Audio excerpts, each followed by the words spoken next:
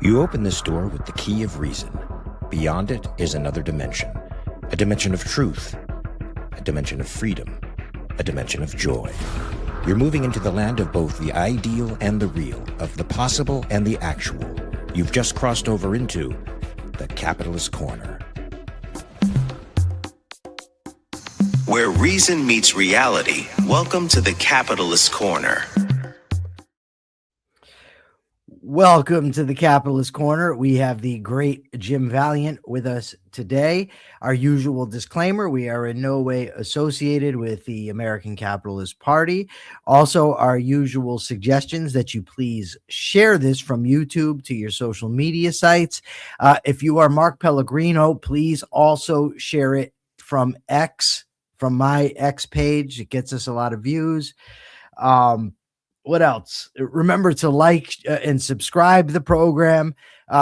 Jim Valliant and I have another great episode of the Rational Egoist out where we discuss the role that concept formation plays in self-improvement. And also, please remember that we have these super fucking chats, the super fucking stickers. We're ready to rock and roll. So what's not in the headlines for the show, because I hadn't seen the story yet. Well, first of all, Rob Reiner, the great actor, great director, legendary, regardless of his political views, who gives a damn, was murdered along with his wife. So, Donald Trump. Now, all morning long, I had seen posts, mourning the death of Mr. Reiner, sending condolences, regardless of political orientation. Everybody was, talking about, it's a tragedy. It's terrible. So then comes the Donald.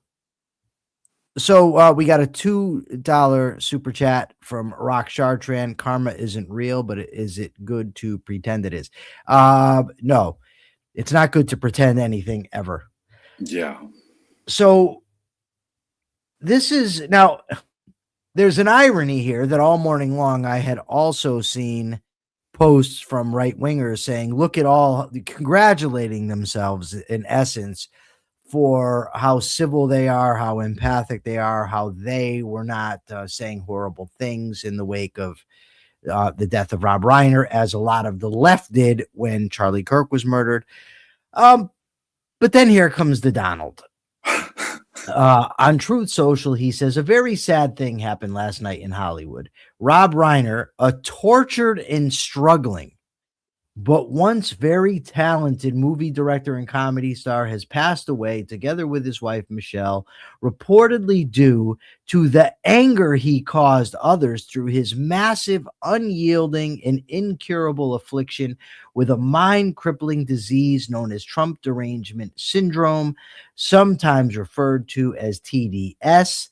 Trump went on to say that Reiner was known to have driven people crazy by his raging obsession by President Donald Trump. There's nobody on the planet more obsessed with Donald Trump than Donald Trump. This man can make anything about himself, right? There's so much here, Jim, that I want to get into. This may end up taking up much more time because of what it reveals. And let me just give you a little bit of a background. When I decided to change myself, we have a $5 super sticker from Nicole Hingle. Nicole, thank you very much. The readings of Dr. Samanow and Samuel Yockelson, they taught that you cannot allow a criminal even one lie when he's trying to change. Not one. That you can't treat a criminal like everybody else. For instance, you might have somebody at work and they filch a pen. Your average person, it's not the right thing to do, but nobody really gives a damn. I do it, and it's indicative of larger things. So I've long ago have trained myself to be able to spot what given behaviors are indicative of on a broader scale, both in myself and in others. as of, for instance, in prison, a lot of guys play dominoes and they slam their dominoes. I was able to recognize that's indicative of their broader pattern of not caring how their behavior affects other people, of how they impact others, of how, that led them to prison to begin with. This comment by Donald Trump serves the same function for me. Even if I didn't know what a scumbag he was, along other, other things he said, other things he's done, this right here would tell me monumental things about his self-centeredness, about his narcissism, about his pettiness, his anger, his complete lack of empathy. This, I don't know, like in many ways. So I put on Facebook this morning, Jim, and I'm sorry to keep talking. I'm going to give you a chance. No. But I put on Facebook this morning that if the defenders of Trump don't see by this that he is in no way a moral man and in no way a hero, nothing will. And there were people who came on and said to me, for instance, well, if they didn't know it by now, this isn't any different. Or the 2020 election, his claims of it being stolen didn't reveal it. This won't either. But I would suggest there's a difference. And the difference is this. In the case of 2020, yes, Trump was wrong. Yes, Trump lied about trying to steal the election. But if you were selective in the news you got, you could believe otherwise. Right? If through the information filters, there were people that were claiming it was a left-wing conspiracy, it was left-wing lies. And by the way, the left doesn't help when they tried to prosecute him in New York for bullshit. That gives legitimacy to the claims that were being made. Right? So although he's done horrible things in the past, I could see, although I don't agree with it, a way to justify it, a way to rationalize it, deny it, excuse it. This is so reprehensible. And it's in Trump's own words on the social media site that he started, and he may even still own. I don't know. But it's undeniable now. And if you can't understand not only how despicable this is, but of what it indicates about his character, there is something morally broken inside of you. Yeah. Now I will turn it over to you. Yeah. No. It's hard not to get emotional. So I'm going to try and remain calm here. On the human decency level, this is utterly despicable. And if in the wake of Charlie Kirk's horrible murder, we came down on those left-wing pundits, now these are commentators, mind you, who said Charlie Kirk's rhetoric is what caused it. And people, Matthew Dowd. Yep. We attack them because it was absolutely despicable. And what did I say? It doesn't matter if I disagree with Charlie Kirk. Murder is murder. This is horrible. We all should condemn it. Donald Trump, the president, not some TikTok influencer, but Donald Trump, the president of the United States, cannot let minutes pass. I mean, a day has not passed yet when he starts laying into the psychological vulnerabilities of the man who was just murdered in Hollywood. Now, I did not agree with Rob Reiner's politics. I have grown up with Rob Reiner. Okay, he was the son of the legendary Hollywood comic Carl Reiner. I grew up with him and All in the Family, as Meathead. What his initial movies like Princess Bride and Stand By Me, I really, really, really like Stand By Me. Other people will say Harry Met Sally and Few Good Men, but he was a director. He was an artist. I disagreed with his politics, but that is utterly, totally irrelevant. By the way, Mr. Trump, this isn't a case of Trump derangement syndrome.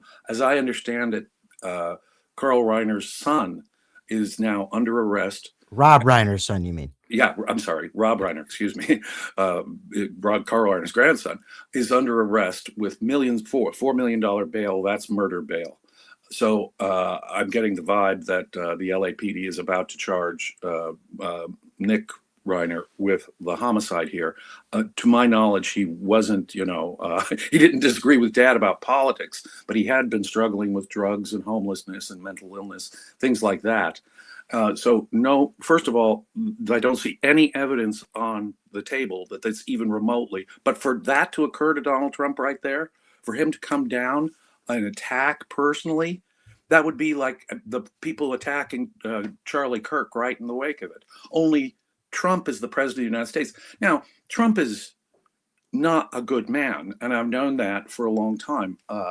Comments about where he grabs women, for example, that I will not repeat verbatim here, I found, as a man, repulsive, disgusting. Why would you say it like that? And to say that the man then, is this moral paragon, which is the way, and in their minds, people on the right, it's really weird. It's like Christian evangelicals who come out and vote for him. They're like, okay, so he's not a perfect Christian. None of us are perfect. The same kind of mawkishness towards morality that so frequently occurs with, get this, Christian moralists. So they forgive him. But there's other people who actually say that Donald Trump is a moral hero. Anyone who is of that mind, who thinks that he is a good man and on the level of human decency, a good man, should really reevaluate their position on Donald Trump. He is not a good man. Now, have we had despicable presidents who said despicable things before? Absolutely. They usually come out later. They'll do a biography of LBJ, and we'll find out just all kinds of racist, despicable things he said afterwards. So yeah, don't get me wrong. It's not as though Donald Trump is the first person who's utterly despicable on the human level being president of the United States. We've had utterly despicable presidents, but this is utterly despicable. Say it out loud. It is indecent to do this. Can you just shut the F up right now? I mean, man, my God, a man and his wife were killed, murdered. Try and contain myself. Donald Trump, that is utterly disgusting on the human level. Wrong or right, politics or no, you set it aside. The man did not deserve to be murdered. His wife did not deserve to be murdered in their Brentwood home. Yes. It's absolutely despicable. Factually false, as it probably turns out. It's just a self-obsession. This is the sickness that is narcissism. You put your finger right on Absolutely. Everything is about me, me, me. No, not everything in the universe is about you, Mr. Trump. He's like the character in South Park, Eric Cartman. The universe revolves around him, and he can't even conceive that the universe doesn't revolve around him. That reveals profound, deep insecurities, a total lack of healthy self-esteem with this total self-obsession. He cannot be objective about himself. That tells you something really profoundly disturbing about Mr. Trump on a human level. Yes. Just real quickly, Kathy Cassio has given a super fucking chat, $9.99 in memory of the victims at Bondi Beach, Brown University, Mr. and Mrs. Reiner. Thank you so much, Kathy. Not surprisingly, when I made my post this morning about Trump, one of his sycophants came in and posted a picture where Rob Reiner said he will be leaving X until Trump is gone. He doesn't want to be on X because of MAGA. And this was posted as like a justification. And I just told him, go away. Like your mind, your morals are fucking broken, dude. Like you are the people who have this Trump derangement syndrome. So his saying, I won't post anymore, is X. what provoked and justified him being killed? I don't know. But, speaking of that, many people. That's weird. I don't know who this is or what that post was. But I'll tell you, I just can't pronounce his name. Jawad Bayazar, or you know who I'm talking about. Yeah. I just don't know how to pronounce his name. Did he really say that? He posted it. He just posted the picture. He didn't comment at all. He just posted it. How could that possibly even be connected? Because you're morally fucking broken. That's why. And what makes me even sicker about it is that some of these folks are the ones that claim to be objectivists. Stop. You're not. I don't give a fuck. You're not. Like, I don't care. And let me just put this out there, right? I don't give a fuck, Jim, who it is. If Ayn Rand herself was alive and defended this, I would say, Yeah. I'm sorry, Miss Rand, that viewpoint is not consistent with the philosophy that you've put out. She would not have done No, it. I know Have she wouldn't. confidence. I'm just But saying, if it she doesn't had, matter I who it would. is. If she had, I would. Absolutely. Ayn Rand was a benevolent, life-loving human being. Right. Is life your standard of value? Are you Now- you have a benevolent sense of life? Yes. I mean, Now- holy moly, can you really be that detached from all human decency? Yes, they can. And, it's interesting because I remember hearing from a lot of the right-wing people how the left justifies violence. But Trump in his thing said he was killed because he drove people crazy with his TDS thing. So what is that if not a justification? Yeah, you can't criticize me like Rob Reiner did, or you are asking for it. Just like Yes. people with Charlie Kirk. He Yes. was asking for it. No, Yes. that neither of them were asking for it. I disagree. No. I have disagreements with both gentlemen who were horribly murdered, and there was no justification for their horrible murder. And they didn't ask for it. I don't care what their political speech is. Words are words. Violence is Yes. violence. And that's the other thing. It's just a profound. What you're doing is you're justifying physical force by means of someone's free speech. Yes. Now think about that. That's an Yes. assault on free speech. Yeah. And Jim, Really implicitly. It's an you assault have- on Americanism as such, frankly. You've pointed out that there's a difference between a Democrat and Stalin, for instance. Yeah. And there's a difference barely between a still, I guess. Republican and Hitler. I mean, these things seem obvious, but Right. the nature of the because I could imagine, for instance, if Hitler were alive today, saying the things that he was saying, and somebody killed him, I would say, fuck Hitler, right? I don't care. Fuck him, right? But the point is that the Rob Reiner is not Marx. He's not Stalin or Lenin. He's an American liberal. I disagree with him vastly. Charlie Kirk was not a Nazi. He's not Adolf Hitler. No, he was a right-wing Christian nationalist in the American sense. I disagreed with him vehemently. Not a Nazi. But when we adopt this way of speaking that's very inaccurate, when we start throwing around fascist and communist, this is the time. This had nothing to do with Reiner getting killed, but what I mean is that the justifications, the rationalizations for it, that's what ends up happening. I didn't know that somebody said this on my Facebook post. You all sound like the butthurt left right now. I don't see the big deal. You're morally broken. Whoever said that. Could you see the big deal with Kirk? When someone Of course said they Kirk was could. asking Of course for it, they dude, could. Could you see it then? No. It's all this microaggression. Your words trigger me. Crap. Trump is doing the same damn thing as all those lefties who say there's no difference between words and violence. Well, there is a big difference between words and violence. And Donald Trump is helping to confuse that matter. And Donald Trump, they'll always trot out, he was shot at. True. That was horrible. No, nothing, Donald Trump's words did not justify him getting shot at and shot in the head. That killed an innocent bystander in the crowd. Just for the record, this was the guy that said that isn't even a Trump supporter. The guy who said that on my page, Persephone, he's somebody that I was in prison with. So just take that for what it's worth. No, and not somebody that I would say has been rehabilitated. No. There's someone. In fact, I don't want to compare the people who cheered or justified Kirk's killing, but the truth is that both Donald Trump and the people. Now, Donald Trump said this very same sort of thing, and the same people who justified Kirk's killing, they have a kind of criminal mentality, don't they? Can you imagine if someone in a court of law had trotted that out to me in a murder case? I would have jumped down their throat.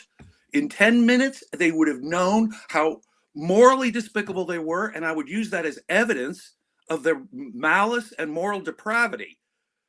Yeah. So I just opened X, and from Trump's one of his biggest sycophants, Laura Loomer.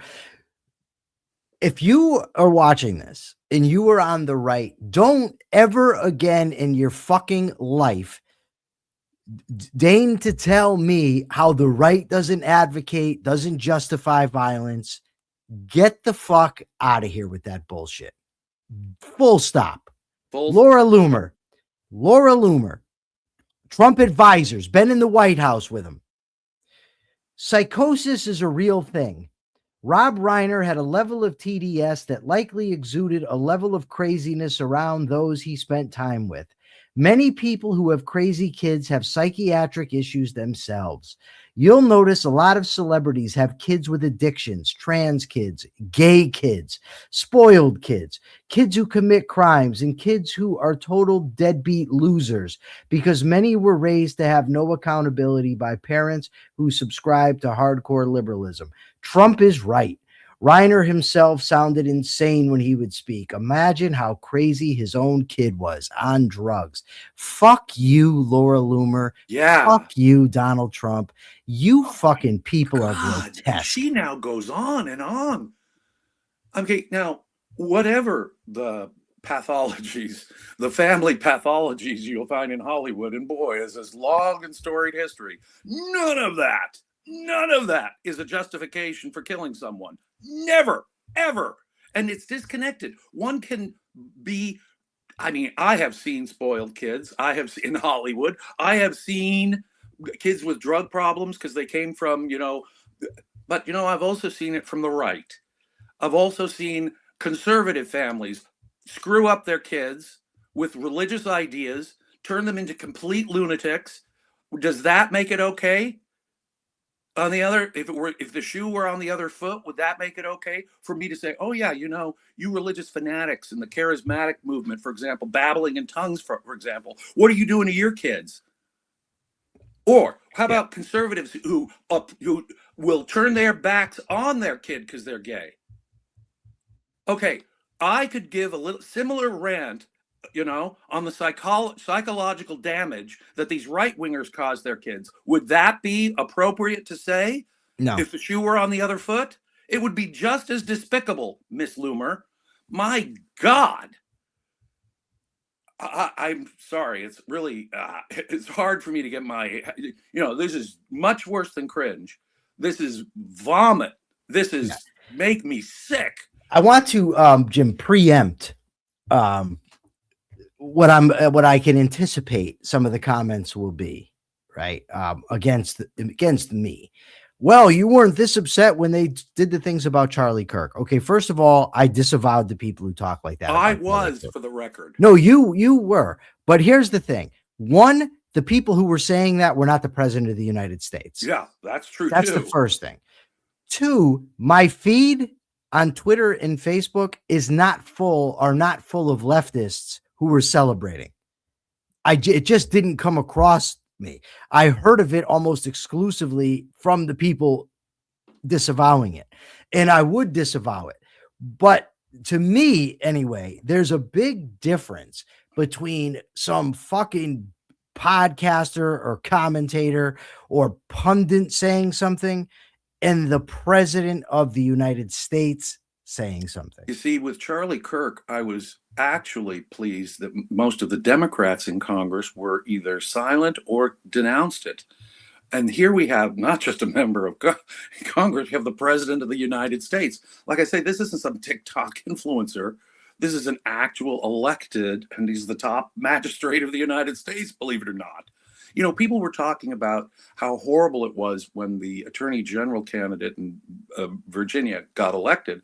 Despicable things he said about killing the children of his political opponents. Is it disturbing he got elected attorney effing general when he's saying it's cool to kill the children of your political foes? Okay, I do find that disturbing. Now, wait a minute here. Doesn't the exact same logic apply here? Trump did not say, no, I'd like to go shoot him. On the other hand, he's the president of the United States saying, well, he was asking for it. It was his Trump derangement syndrome that got him killed. No. I mean, what the hell? First of all, you don't even know that's true. as I say, the facts may indicate something very different here, but whether or not, it was somehow psychologically connected, the psychological disturbance itself is what's the problem. It's not the fact of what his politics were. And it's not about you, Mr. Trump. No, it's not. Yeah. So, Subby, my friend, wants to know, Jim, if there are any videos of you trying cases because you were very passionate. There are clips. You'd have to, and some news agencies out there have clips, but I don't know how you'd find them. I don't know how I'd find them, but that I would love to see. I Jim Valliant in all his glory with his curly hair, and I was a good trial attorney. I imagine. I was very, and people would often say, I was robotic and logical when I was putting on the evidence, and then passionate and really integrated when I would do my closing arguments. Yeah, I would love to see it too, because looking back on it, at least from my own perspective, it was I was good. So what was I going to say now? I totally forgot. I wanted to mention just something before we move on about Rob Reiner. Yes, leftist. Yes, disagreed with him. But I want to use an analogy to Henry Ford. Okay, Henry Ford is known for his anti-Semitic views, right? He was a bigot. Yes. Henry Ford, in my view, is still part of Americana. Yeah. Right. There's no way around it, is there? The assembly line, the Ford automobile. Did for humanity was much more important. He was, anti-Semites in his generation were a dime a dozen. People who could invent the mechanized assembly line and make affordable automobiles. That is what distinguishes him as a human being. Yes. And it doesn't, the thing is, we can't expect, people who are good in one area to be perfect in all areas. And this applies, by the way, to people, whatever your weirdness is.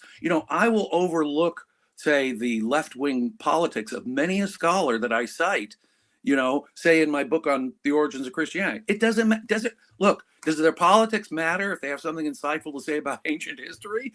Obviously, these are two separate issues. And if you can't keep those issues separate in your mind, I don't know what to tell you. So the analogy I was going to make is Rob Reiner, regardless of his politics, is a part of Americana, right? Meathead on All the Family. Yeah. I believe he directed or wrote the pilot for Happy Days. You're talking about the guy directed Stand By Me, When Harry Met Sally, Princess Bride, directed the movie where we hear you can't handle the truth. Right. Yeah. So it's just, he's part of Americana, whether you like his views or not. In the same way Muhammad Ali is. Many people that might dislike Muhammad Ali, he didn't go to the war. He was bombastic, but he was part of Americana. Rob Reiner was as well. I don't think we'd get a lot. I believe Ayn Rand was part of Americana and a very important, iconic figure in American culture in the 20s. Yes, clearly.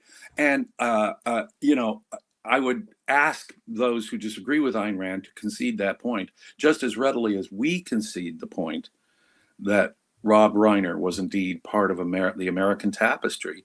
Like it, with all of its, flaws and inconsistencies and whatever. Sure, Ayn Rand actually defended Americanism better than all these people, but that's not the point. Rob Reiner made some very benevolent films. If you can't watch, I know Princess Bride's not your favorite film, but if you can't watch Princess Bride, that's a good movie. It was all right. It wasn't horrible. But look at you just named some movies that clearly are just show the benevolence of the guy. The guy at some level was a life-loving, benevolent human being. He's not an utterly despicable, trash, throw him away, deserves death human being. He wrote, he directed Harry Met Sally and Stand By Me and Princess Bride, totally benevolent films. And if you can't see that, he was sharing his benevolence and the classic Americana too. Whether it was All in the Family or, look, sure, did Norman Lear have a political agenda? And was it, the Philistine racist conservatives that he was making fun of through Archie Bunker? Of course. Still funny. It's still funny. Guess what? There are still people if Archie Bunker weren't a stereotype out there, then you couldn't make fun of it. It wouldn't have been effective comedy.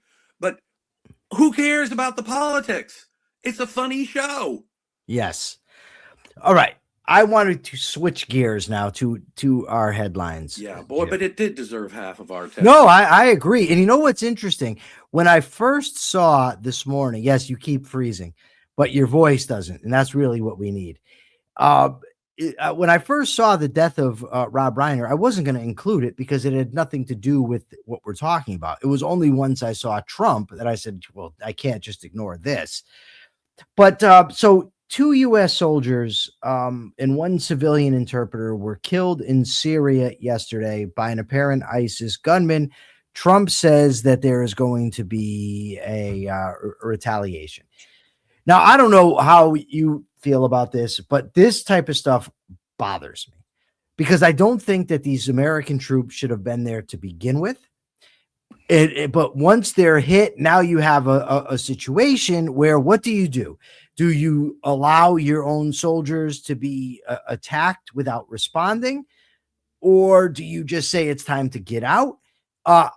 My inclination is to say you have to respond, but then you have an escalation. That's the whole, one of my biggest critiques of sort of the way the war machine operates. Is that you can't foresee what's going to happen. So you put these troops there for whatever reason, peacekeeping, whatever. They end up dead. Now it escalates. Oh, no. Peacekeeping is always a bad idea. What you're doing Yes. is you're sending your soldiers out there like sacrificial lambs for the slaughter.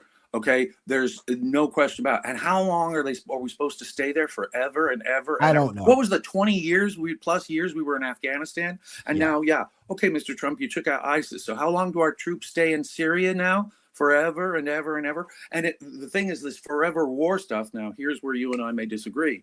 If we would do something decisive, Trump, we took out the nuclear program in Iran. A couple bombs came. We really boy, they won't do that for a couple of years.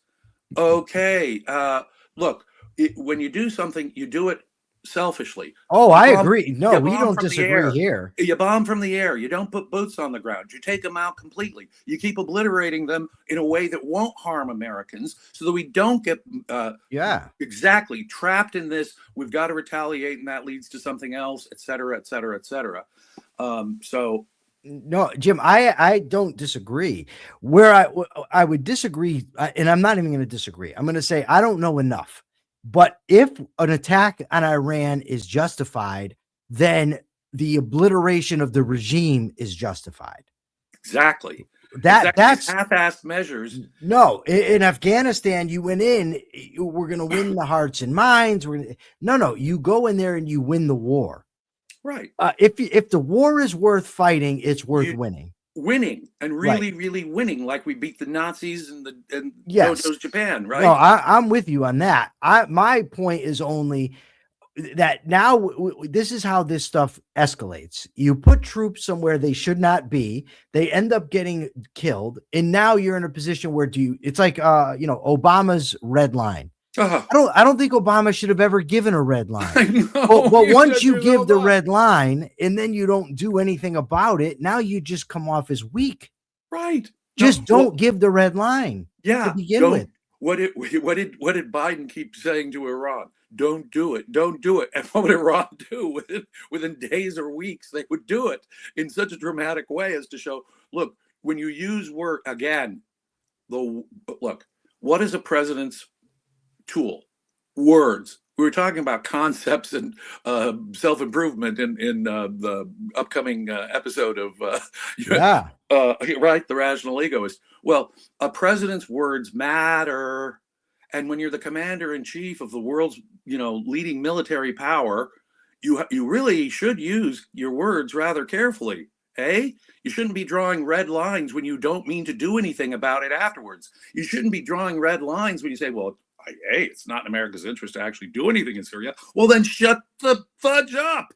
What are you saying, Obama or Biden? What, just don't do it has an implied threat when it comes from the president of the United States to a military adversary. And if you don't follow up, you destroy it. There's no good solution then. Oh, so you really didn't mean what you said. It wasn't worth it to go out there. But it's similar with Trump and Venezuela. Trump, what are you doing with Venezuela? Can you give us, please, just an outline what your goal is. Is it regime change? Do you really plan to bomb on the land, or what all? A president of the United States has a moral responsibility with his words.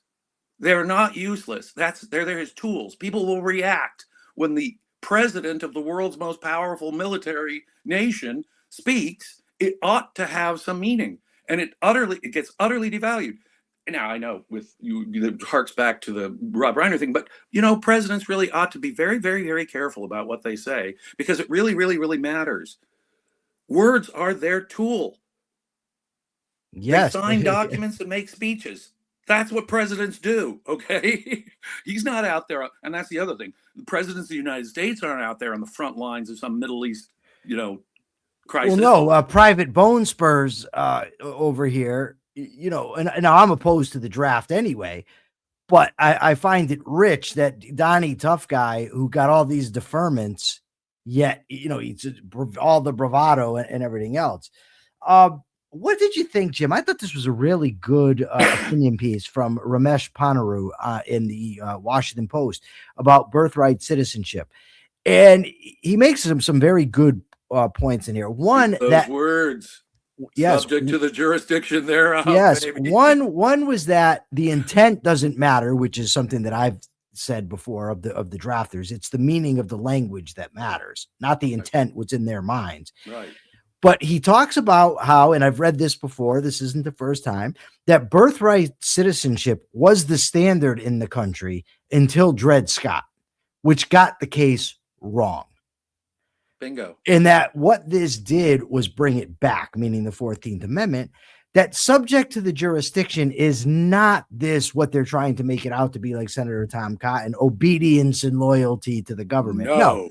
If they are responsible for arresting you and protecting you while you are here, you are under their jurisdiction. See, the 5 words are the qualifier to a big fat phrase that starts the 14th Amendment. And it starts the all-important 14th Amendment.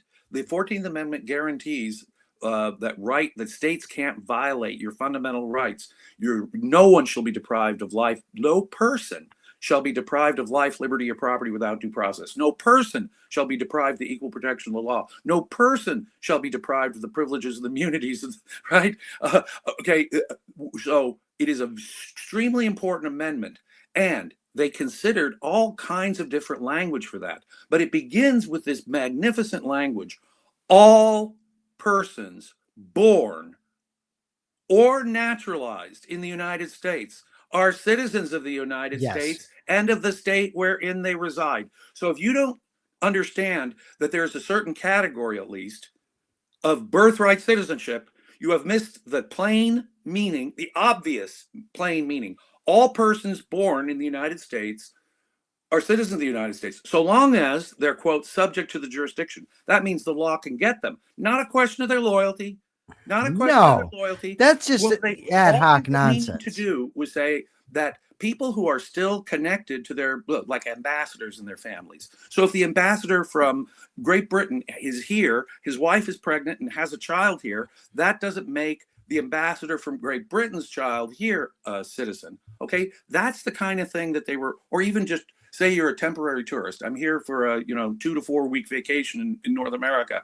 That doesn't make your child a citizen, because you're not really. That's a little debatable. Well, at least that's debatable. Yeah. But the point is, But invading armies, for instance. Exactly. Invading armies, for sure. Yeah. I mean, so the question is, it is this subject to the jurisdiction thereof. What does that mean? It is not a loyalty test. No, it is not. That can't be. It's not a function of your political views. That can't be.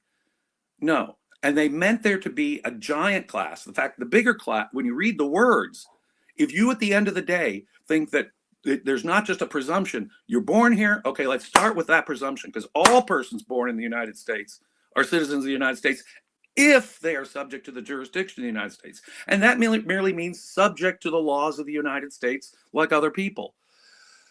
That's all it means. And so, for example, there's a more than it was 120-year-old case, or some more than that, 130-year-old case, where they actually considered, in the wake of the Chinese Exclusion Act, the birthright citizenship of a Chinese person who, his parents were from China, who were legal residents of the United States. And guess what? The Chinese Exclusion Act was so horrific that it really made it nearly impossible, even for legal residents who were from China, to get citizenship.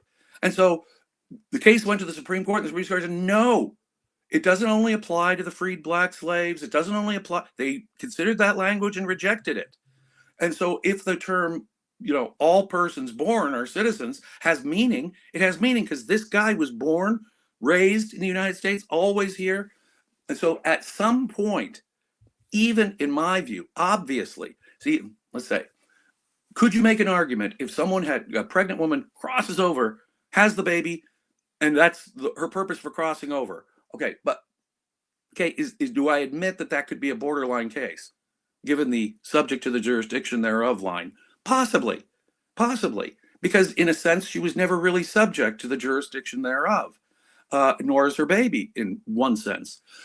If you've been here for any stretch of time, though, and I don't care whether you're a legal resident or technically an illegal resident, you are really subject to the jurisdiction. If they're not subject to the jurisdiction, how do you go after someone like Abrego Garcia? Because if Abrego Garcia were to have kids, a Maryland father, are his kids now not citizens of the United States, even though he'd been here for years? The kids are born here. The kids have always been subject to the laws. His dad was arrested. Being arrested kind of goes against the idea that you're not subject to the jurisdiction. What you do is you immediately, let me put it this way. There seems to be a logical relationship in my mind between your ability to immediately deport someone, like an ambassador or someone on a tourist visa, and someone who's been here for years and their kids have been going to school here, since they were born here and been going to school here for many, many years. I'm afraid they are natural born citizens. Because guess what? They'd be arrested for crimes. They'd be pursued if they didn't pay their taxes, et cetera, et cetera. So insofar as you can do that to them, we can't, the ambassador's son or the tourist, they go after them in the same ways? No. In fact, ambassadors have a kind of immunity. Now, if a tourist commits a crime, you can get him for that crime, obviously. But there is still a relationship, it seems to me, between the subject to the jurisdiction part. Could it be, and there could, just as I said on one side, could you say the illegal who just has the baby, the media, just to come over here and do it? Well, how about folks with diplomatic immunity? And there again, there's a clear relationship. They are, by our own terms, not subject to our jurisdiction. And I think that's what the framers of the 14th Amendment are getting at there. A consideration of how subject to our laws are they really? Would some foreign government come in and say, no, that guy's ours? Yeah. So Ian Gilmore asks, if the Supreme Court agrees with James, why did they take the case rather than just agree with the appellate court? Well, first, I don't know that they agree with James. That's the first thing. But secondly, they could take a court just to make sure that it gets solidified in the law, so this doesn't happen again. The precedent I cited, like I say, is 130 years old. And what's kind of sad is that we haven't had greater clarity on this. I just outlined a few kinds of exceptions, right? You'd think that there'd be a whole constitutional Supreme Court jurisprudence on what natural born citizen and subject to the jurisdiction means. Okay, it clearly doesn't mean the children of ambassadors. It probably doesn't mean the children of tourists. Would it mean, someone who just came across the border just to have the baby right then and there? Those are borderline, what we call borderline cases, where you might be able to argue it. Why don't we have a whole set of cases? Why do I have to go back 130 years to give a case? And now that Trump has said, ain't no such thing as birthright jurisdiction in an executive order, it compels the Supreme Court to take up the issue. He has forced the hand. Supreme Court won't decide a case if they don't have to. Believe it or not, they're the first order of business in the mind of the Supreme Court justices. How can we avoid this? How can we avoid deciding this case? Because they don't want to rock the boat. They want to keep the law steady, stable, predictable, and that is a good idea. But the point is, Trump has forced the hand of the Supreme Court to take this up, and I think Trump might actually get a big fat disappointment as they define the entire class, or give us an outline of how to define the entire class of people who have and enjoy birthright citizenship, because by the plain meaning of the first sentence of the 14th Amendment, there's a category of people who have birthright citizenship, and it extends beyond the children of freed black slaves.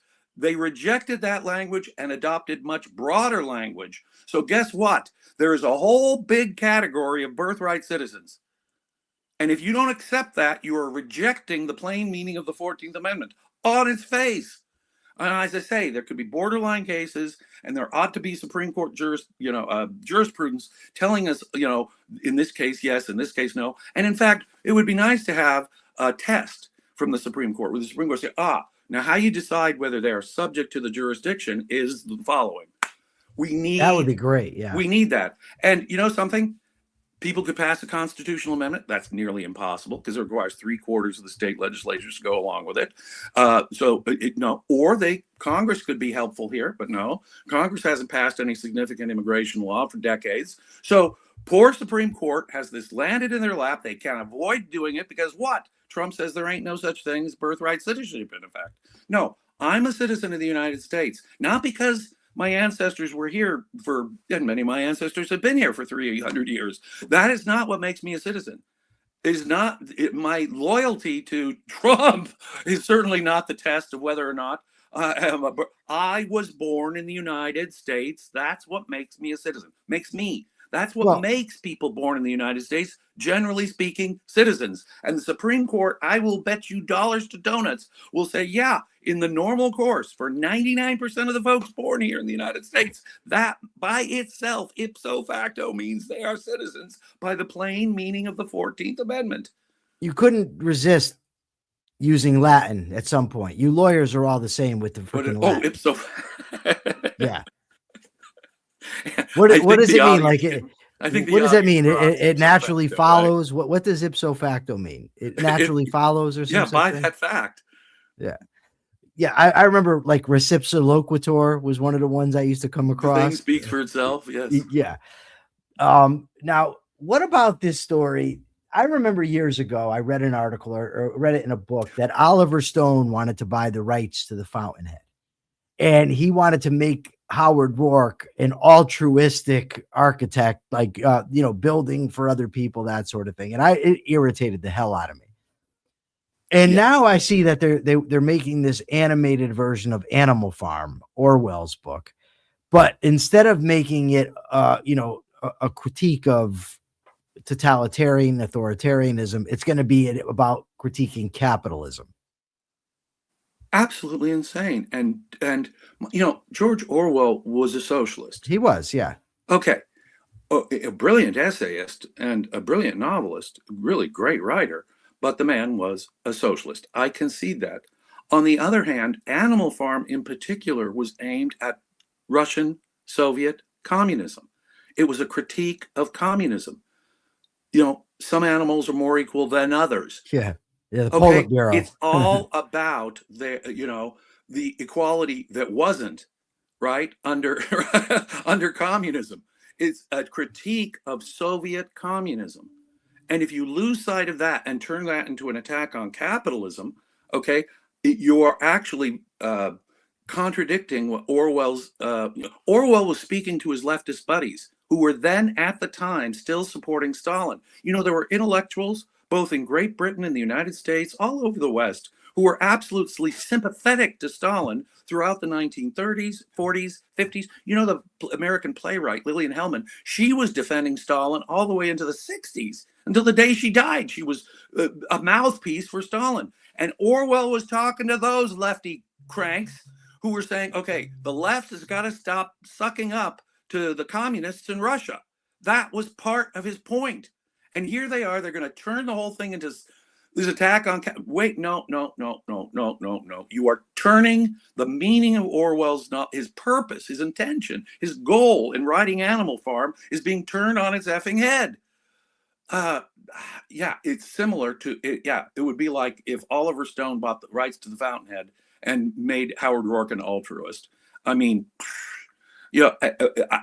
it would be pretty stupid because you don't have the fan base. You'd actually alienate whatever fan base you thought you would bring in, it would seem to me. But nonetheless, it would be a total perversion of Ayn Rand. And the estate of Ayn Rand no longer controls the movie rights to The Fountainhead. Ayn Rand sold those. They are now in the economic stream of Hollywood. Someone could come along and just buy, right? It was Warner Brothers that bought the movie rights forever and ever from Ayn Rand.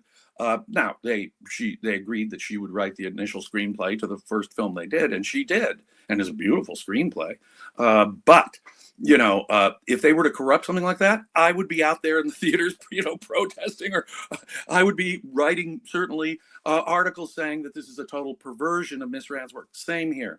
If you turn the really allegory. Now, Ayn Rand had some negative things to say about animal farm, no question about it. But if you were to turn its intent on its head like that, you would be betraying George Orwell's very legacy, because it was a big fat in your face to his leftist friends. Stop defending Stalin and Soviet communism. That was his point. We have a $2 super fucking chat from Jenna Kleem. She says, "Take a breath, Jim." Thank you. That is. You think he's excited now? You should see him at a zoo. How wound up he gets. I can get wound up. But the point is, thank you, because it's advice that I often need, and thank you for the insight there. Believe me, if I had the dial on my emotions, because sometimes my emotions get ahead of me. But I like myself. I like the things I get passionate about, and that's why I get passionate about them.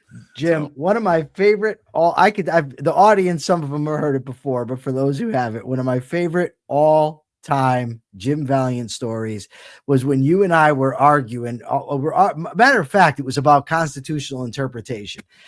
And I had you on FaceTime, and I'm sharing a wall, on the other side of the wall, people are sleeping and you're going bananas.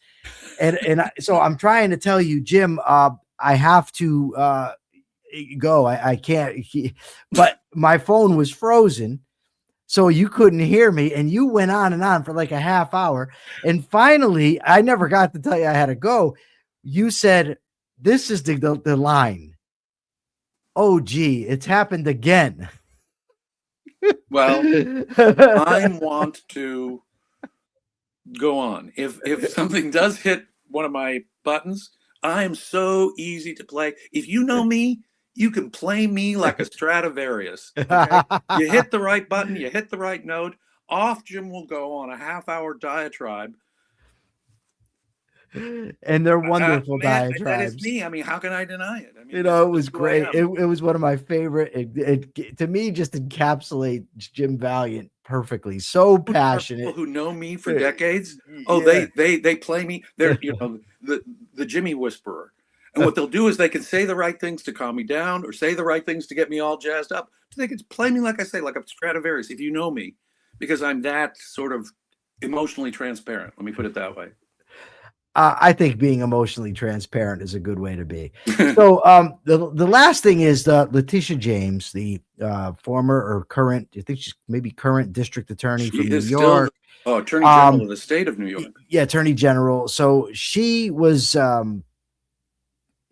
initially the prosecutor really didn't want to do it for Trump, so Trump got rid of that prosecutor, appointed a new prosecutor who was his previous attorney with no prosecutorial experience. The court threw that indictment out, and now we have two grand juries that have failed to indict her. What does that tell you? Well, as a prosecutor? A grand jury is a one-sided proceeding in which only the prosecutor's there, no defense attorney. We don't get to hear the other side. It's not like you sometimes hear about a preliminary hearing that they do. That's an alternative way to charge someone with a felony. That's a public hearing where the defense is there. They can even mount a defense. They get to cross-examine the witness. Not so in a grand jury.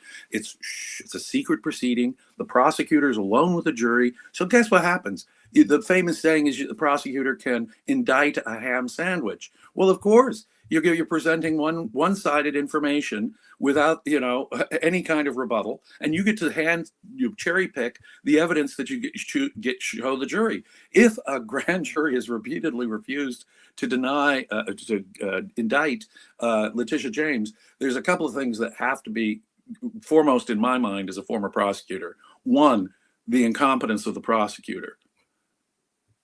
That's Two, the first thing that comes to your mind. oh, baby, if you can't indict, I mean, what were you doing? And these, like you point out, what he's doing oftentimes is appointing personal attorneys who, haven't prosecuted a DUI case, and they're supposed to go prosecute some nationally famous case. It's like, whoa, okay, someone with zero real prosecution experience, but you wanted to get them. They were on your hit list for revenge.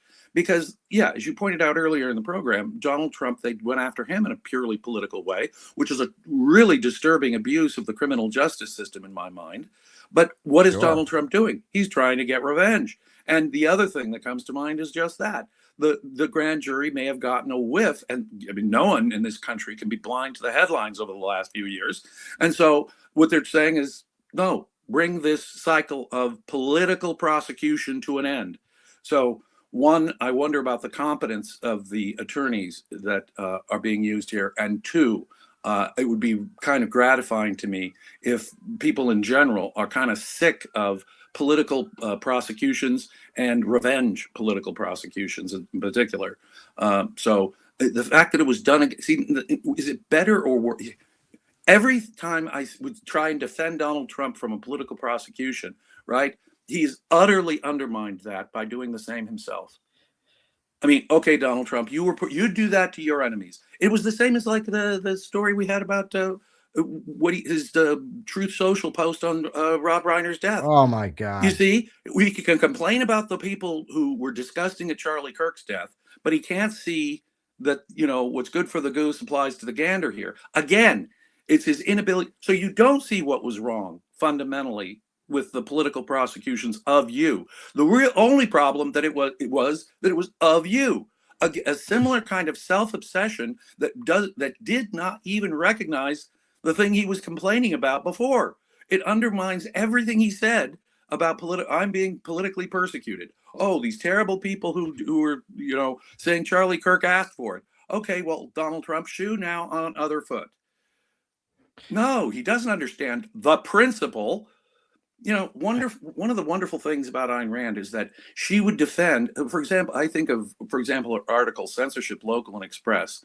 There were obscenity Supreme Court cases in the 70s. And she said, look, I find hardcore porn disgusting, but it is precisely in the area where I find it disgusting that I have to stand up for free speech. Ayn Rand defended pornographers' free speech in the 1970s, even though she said, I'm disgusted by hardcore porn. But there's a kind of a rule there. And look, if I'm going to apply it in the cases where I like, no, it's in the cases where we don't like the free speech. No, there's never a problem when everyone agrees with what the guy is saying. It's the controversial stuff. It's the stuff you disagree with. It's the classic, I may not agree with what you're saying, but I defend to the death your right to say it. That's the sign of a principled person. That's a person who grasps the principle. Donald Trump has consistently shown that he cannot grasp the principle when even principles that he comes out and uses like a club on his side. When it turns out that the shoe's on the other foot, he proves that he'd never really understood the principle, and he wouldn't know a principle if it bit him in the rear end. In his giant orange rear end. His giant orange rear end. All right, Jim, it's time to give us the capitalist thought of the day. Capitalism requires being principled. Capitalism does not mean freedom for my friends and regulation for my enemies. It does not mean subsidies for my corporation, but not subsidies for my competitors. It does not mean regulations that favor me. And no, it does not mean regulations that would favor, this labor union. No, capitalism requires a principled approach to individual freedom, a consistent application of the idea of liberty to each and every adult human being in your country. you cannot be an advocate of the free market and be an inconsistent hypocrite, as we've seen on both sides in Technicolor in recent months. The concepts of free speech and the concepts of the free market are principles that one must advocate, even in situations where you do not like necessarily the outcome.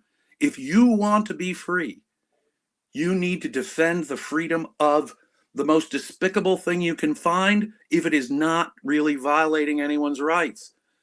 No, only a approach, a conceptual approach, a principled approach, a consistent approach, which would apply the same rights you're demanding to the people you don't like, can defend a free market. Jim, thank you as always. For the audience, please check out my show, Everyday Ethics, today at 2:30 p.m. Eastern time on this very channel. Remember, I will not be here tomorrow. There will be no Capitalist Corner, no Everyday Ethics, because I'm heading to NYC. Let me think what else. Oh, the question that I have is, are you a fan? Please go to YouTube and answer this question. It helps with the algorithm. It really does, and it's really appreciated. Are you a fan of movie remakes, or do you think they should just leave well enough alone and let the original stand? Okay, so I'm going to see you again in 47 hours. Hopefully I'll have Jim with me, because I don't think Mark can make it. But on Thursday, we have a special guest. Phil Magnus, the economist, will be here. I'm afraid I can't be here tomorrow. No, Wednesday, Jim. Wednesday. Tomorrow, I'm not going to be here. Oh, yeah. Wednesday. All right. So about 47 hours from now. Until then, please check your premises. Peace.